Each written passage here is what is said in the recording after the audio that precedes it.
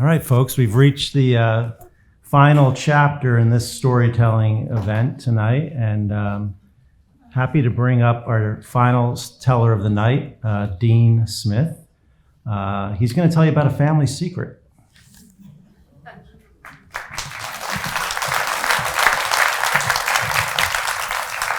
I need to begin with a disclaimer of sorts. This isn't exactly my story to tell, even though I was an integral part of it, especially at the end. It was a secret given the code name Castle Bravo. And on March 1st in 1954, the small island in the middle of the Pacific Ocean was obliterated by the first test of a hydrogen nuclear bomb. The bomb blast was planned, and my dad was there as was planned. He and other officers were selected to be observers and were sequestered miles away behind heavily fortified blast shields. I remember Dad telling me about it, seeing the brilliant flash of light and watching the mushroom cloud go up in the air as I looked through tinted glass of safety glass. No one realized the magnitude of that blast. The aftershock rippled for miles around, and the ground zero was poisoned. And my dad didn't realize the full impact of it either. My dad was a quiet man, like a lot of men of his generation. He didn't talk much about, especially his days in the military. He was a navigator during World War II. He flew B-17s over uncharted territory. Flew reconnaissance missions. His job was to take photographs and make maps to help show our GIs how to get around. He retired, came to Naples. Before he retired, he was promoted, went to, after Korea War, he was promoted and went to the Offutt Air Force Base in Omaha, Nebraska, home of the Strategic Air Command and the B-52. It was there at that base that I was born. And it was there that I learned the story that he had quietly tucked away. Now he retired and moved to Naples. When he was 80, we noticed that his age was catching up with him. His hands were what gave him away. They were splotched with age spots, and palsy caused him to shake a little bit when he held a cup of coffee or dealt the cards. It was my sister who broached the subject with him, a special father-daughter time, lunch, and then a quiet walk on the beach. She broached the subject cautiously, like a little kid testing the water before venturing out into the murky past. And I think she decided to just let the conversation ebb and flow. When I got down to the shoreline, my dad asked, "So have you heard from your brother?" "Yeah, just last night. He likes teaching English. Kids seem to be doing well. I think he and Ann might be struggling a little bit, but he doesn't seem to talk about it much." My dad said, "Yeah, I wondered about Ann at first, but she seems to be good for him. I think they'll do all right." My sister said, "Well, you and Mom have been, 50 years? How'd you do it? What's the secret?" He said, "I don't know. There is no secret. You just do it." They walked on down to the beach, and my sister finally broke the silence. There's something I always wanted to ask you about. You know how we joke about Dean, how tall he is and all? I mean, I'm only 5'4". He's a head taller than everybody else in the family. My dad said, "Well, why do you ask?" My sister said, "Well, I remember an argument you and Mom had. It was pretty big. Mom actually left for a couple of weeks. It was in Alabama, I think. I was pretty little. You were 8. My sister looked at my dad. He was staring out the Gulf waters, watching an old fishing trawler pull through the waves, pulling heavy nets behind it, but still making steady progress.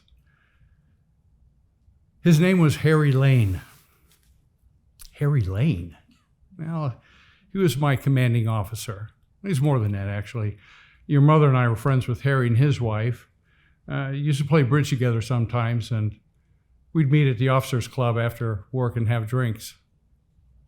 It's funny now that I think back on it, your mom would often be there with Harry at the bar having cocktails by the time I got there.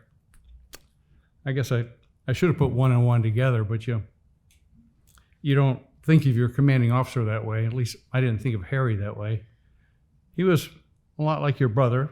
He was likable, funny. He was a good guy to work for. I guess I didn't realize what was happening.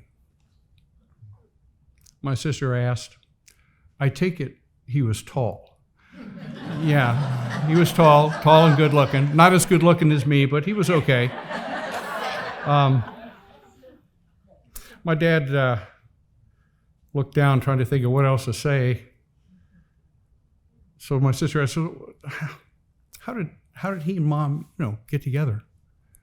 Well, there was an atomic bomb test out to Marshall Islands. Someone from our division was given the go-ahead to participate, be an observer. Harry chose me. I was gone for 2 weeks. My sister reached up and took my dad's hand. They actually walked hand in hand back to the car, something I don't think she had done since she was a child. 5 months later, my dad did pass away. His heart gave out on him. He never did say anything to me, neither had my mom. After the funeral, my sister took me to the same restaurant that she and Dad ate at before he dropped his own bombshell. That's where she told me the story. So, how does it make you feel, knowing it all? What? That I'm a love child? It makes me wonder about Harry Lane, who he is, what he looks like. Also makes me,